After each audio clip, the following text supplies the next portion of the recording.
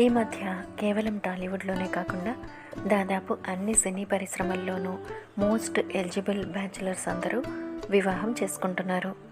ముఖ్యంగా టాలీవుడ్లో పెళ్ళిళ్ళ సీజన్ నడుస్తోందనే చెప్పాలి. తాజాగా హీరో కిరణ్ అబ్బవరం ఎంగేజ్మెంట్ చేసుకోబోతున్నట్లుగా సోషల్ మీడియాలో వార్తలు వైరల్ అయ్యాయి. అలాగే టాలీవుడ్కి చెందిన మరొక యువ హీరో పెళ్లికి సంబంధించిన వార్త కూడా ప్రస్తుతం సోషల్ మీడియాలో బాగా వైరల్ అవుతోంది. ఎంతకీ ఆ యంగ్ హీరో మరెవరో కాదు, సిద్ధు జొన్నలగడ్డ. ముందుగా డైరెక్టర్ ప్రవీణ్ సత్తారు డైరెక్షన్లో వచ్చిన LBW మూవీ ద్వారా హీరోగా పరిచయం అయ్యాడు సిద్ధు. అయితే ఆ సినిమా కంటే ముందు జోష్, ఆరెంజ్, భీమిలి, కబడ్డీ జట్టు మొదలైన మూవీస్లో సహాయ పాత్రల్లో నటించాడు.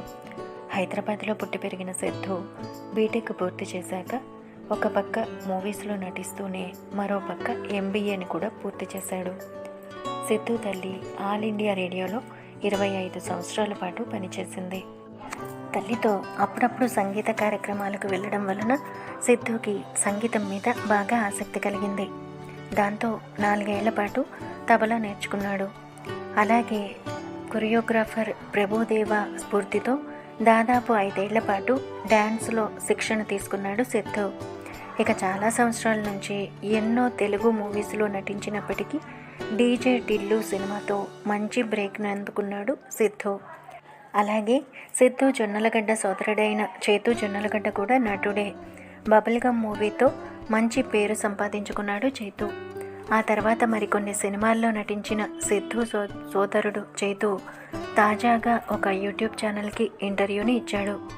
ఆ ఇంటర్వ్యూలో భాగంగా సిద్ధు జొన్నలగడ్డ వివాహం గురించి యాంకర్ చేతుని ప్రశ్నించాడు.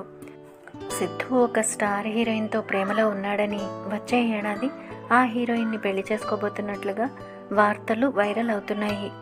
ఆ వార్తలు నిజమేనా అని చేతుని యాంకర్ అడిగాడు.